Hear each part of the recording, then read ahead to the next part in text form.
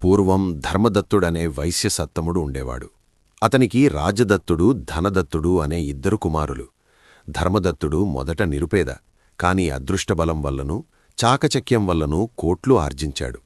ఈనాడు ధర్మదత్తుని ఓడలు విహరించని సముద్రాలు లేవు, అతని అనుచరులు గాలించని దీవులూ లేవు. అతని చేతుల్లోంచి మారీ లాభం తెచ్చిపెట్టని దినుసులుగాని వస్తువులుగాని లేవు. ధర్మదత్తుడు 50 పైబడ్డాడు. కుమారులిద్దరూ పెద్దవాళ్లయ్యారు. వర్తకపు మెళకువలు తెలుసుకొని తండ్రికి చాలా తోడుపడుతున్నారు. ఇప్పుడు ధర్మదత్తునికి ఎటువంటి చీకులు చింతలూ లేవు. అయినా అతని మనసుకి ఏదో వెలితిగానే ఉండేది. ఒకరోజున అతనిలా ఆలోచించాడు. నా కుమారులిద్దరూ నా అంతటివారూ అయ్యారు. ఇక వాళ్లకు నా సాయం అక్కర్లేదు. నాకు ముసలితనం వస్తున్నది. ఇంతవరకు చెప్పుకోదగ్గ ఒక్క ఉపకారమైనా నేను ఎవరికీ చేసి ఉండలేదు. వ్యాపారంలో నా వల్ల చెరుపు పొందినవారు చాలామందే ఉంటారు. వారిలో ఒకరికైనా సాయం చేస్తే పరమార్థం సాధించినట్టవుతుంది. కొంత మనశ్శాంతి కలుగుతుంది. ఈ ఆలోచన కలిగిన వెంటనే ధర్మదత్తుగు పుత్రులిద్దరినీ పిలిపించి వ్యాపారమంతా వాళ్లకప్పగించాడు. కిటుకులన్నీ చెప్పాడు. తరువాత, నాయనలారా, నేను రేపు వేకువజామున లేచి దేశాంతరం బయల్దేరుతున్నాను. కొన్నాళ్ల వరకు తిరిగిరాను అని చెప్పాడు. ఈ వార్త విని కొడుకులు కొంత విచారం వెలుబుచ్చారు.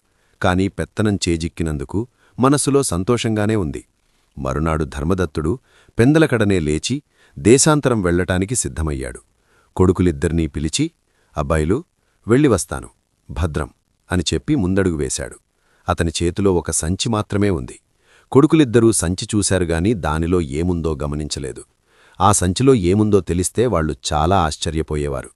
ధర్మదత్తుడు దేశాంతరం వెళుతున్నాన్నాడేగాని నగరం విడిచి ఎక్కడికీ వెళ్లలేదు. ప్రొద్దుపోయేదాకా ఊరంతా అటూ ఇటూ తిరిగి కాలక్షేపం చేశాడు. చీకటి పడగానే నగరంలో ఒక మారుమూల నిరుపేదలు నివసించే పేటలోకి వెళ్లి ఒక నిర్జన ప్రదేశంలో వేషం మార్చేశాడు. చింకిబట్టలు కట్టాడు. ఇప్పుడతన్ని ఎవరూ గుర్తుపట్టలేనంతగా మారిపోయాడు. బాగా ప్రొద్దుపోయింది. చలికాలం కావటం వల్ల ఎవరింట్లో వారు తలుపులు బిడాయించుకుని పడుకున్నారు. అక్కడక్కడా కుక్కలు మాత్రం మురుగుతున్నాయి. ధర్మదత్తుడు పోయిపోయి ఒక గుడిసె దగ్గర ఆగి, అమ్మా, చాలా దూరం నుంచి వచ్చాను. ముసలివాణ్ణి, అలసిపోయాను. ఈ రాత్రికి ఆశ్రయమిస్తారా నాకు అనడిగాడు. ఎవరు నాయనా, లోపలికి రండి అంటూ నెమ్మదిగా ఒక స్త్రీ కంఠం వినిపించింది. ధర్మదత్తుడు తడిక నెట్టుకుని లోపలికి ప్రవేశించాడు. ఆ గుడిసెలో ఉంటున్నదెవరో ధర్మదత్తుడికి బాగా తెలుసు. ఒక వితంతువు, ఆవిడ పిల్లలు 3 ఉంటున్నారు. చాలా రోజుల క్రితం చనిపోయిన సోమగుప్తుడి కుటుంబమది. ఈ సోమగుప్తుడు ఒకప్పుడు వాణిజ్యంలో ధర్మదత్తుడితో పోటీపడ్డాడు. కాని నెగ్గలేకపోయాడు. అతని సంసారం చితికిపోయింది. చివరకు అతడు దివాలా తీసి ఆ బెంగతో కృంగి కృషించి చనిపోయాడు. అతని భార్య ఇప్పుడు నగరం చివర నిరుపేదలు నివసించే పేటలో ఒక గుడిసెలో ఉంటూ కష్టంగా కాలం వెళ్లబుచ్చుతోంది. గుడిసెలో అడుగుపెట్టగానే ధర్మదత్తుని గుండెనెవలో కలచినట్టయింది. ఈ కుటుంబం ఈ దుస్థితికి రావటానికి నేనేగదా కారణమని అనుకున్నాడు. వాళ్లెవ్వరూ అతన్ని గుర్తుపట్టలేదు. ప్రీతిగా ఆహ్వానించి సత్కరించారు. ఆ కుటుంబాన్ని చూడగానే ధర్మదత్తునికి ఎంతో ముచ్చట వేసింది. వారి ముఖాన దారిద్ర్యపు గురుతులున్నాయి. కానైతే ఎట్టి విసుగు, బాధ లేదు. తన ఇంట్లో అష్టైశ్వర్యములు ఉండేవి. కాని ఒకరిని చూస్తే ఒకరికి పడేది కాదు. నౌకర్లు సైతం కొట్లాడుకునేవాళ్లు. ధర్మదత్తుడు ఆ రాత్రి వారింట్లోనే భోజనం చేసి అక్కడే పడుకున్నాడు. పంచభక్ష్య పరమాన్నాలు లేకపోయినా ఉన్నదాంట్లో లేదనకుండా ప్రీతితో పెట్టారు. అతనికది అమృతతుల్యమనిపించింది. ప్రొద్దున్నే లేచి, తల్లి, వెళ్ళి వస్తాను, ఊళ్ళో పనుంది అన్నాడు. కాని ఇంటావిడ, బయటకు వెళ్ళినా పూటకూళ్లే కదా, ఇక్కడే ఉండు అంటూ బలవంతం చేసింది. లోలోన సంతోషిస్తూ ధర్మదత్తుడు సరే అన్నాడు. ఇలా 10 రోజులు గడిచాయి. ధర్మదత్తుడు ఆ ఇంట్లో మీరతృప్తి మీద ఆతిథ్యం పొందాడు. ఒకరోజున అతడిలా అన్నాడు, నేను ఎవర్నో ఎరక్కపోయినా వెంటనే ఆశ్రయమిచ్చారు. నిజంగా మీరు చాలా మంచివారమ్మా. అయ్యో నాయనా, ఎక్కడికేం, ఒక పూట పిట్టనంత మాత్రాన మా భోగభాగ్యాలు తరిగిపోతాయా అన్నది ఇంటావిడ. ఎక్కడి ఒక పూటమ్మా, నేను 10 రోజుల నుండి తింటున్నాన్లే అన్నాడతడు. అయితేనేం నాయనా, నీకోసం మేం ప్రత్యేకంగా శ్రమపడేదేముంది, ఉన్నదానిలో ఇంత తింటున్నావు. నీవైనా పెద్దవాడివి, ఈ పరదేశంలో ఎక్కడా ఏం తిప్పలు పడతావు అన్నది ఆవిడ. ఇక ధర్మదత్తుడు నిజం చెప్పకుండా ఉండలేకపోయాడు. అప్పుడతడన్నాడు, అమ్మా, నేను నిజంగా పరదేశిని కాను, ఈ ఊరివాడ్నే. నా పేరు ధర్మదత్తుడు. గుర్తుపట్టారా నన్నిప్పుడైనా? ధర్మదత్తుణ్ణి గురించి వినటమేగాని ఎన్నడూ చూడలేదు నాయనా. అయినా ధర్మదత్తుడు కోటీశ్వరుడట కదా. ఈ చింకిబట్టలతో నువ్వు ధర్మదత్తుణ్ణంటే ఎవరు నమ్ముతారు? అంది ఆవిడ.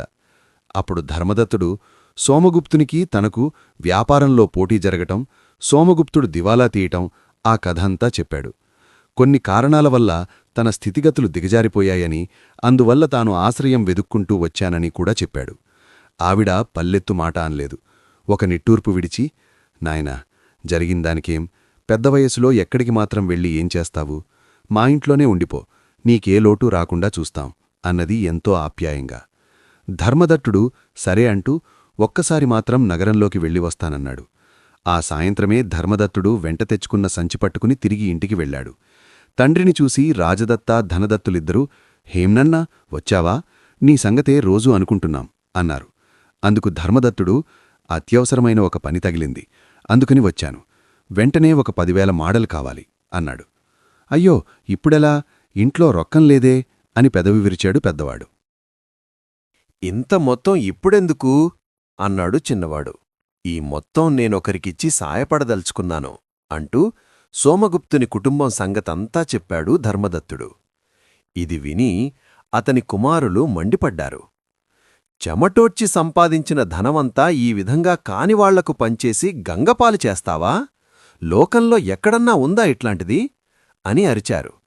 వాళ్ల కేకలు విని నలుగురూ పోగయ్యారు. అప్పుడు ధర్మదత్తుడన్నాడు, అబ్బాయిలు, ఆవేశపడకండి. మీకు నేను కోట్లు సంపాదించి ఇచ్చాను, పెంచి పెద్దవాళ్లని చేశాను.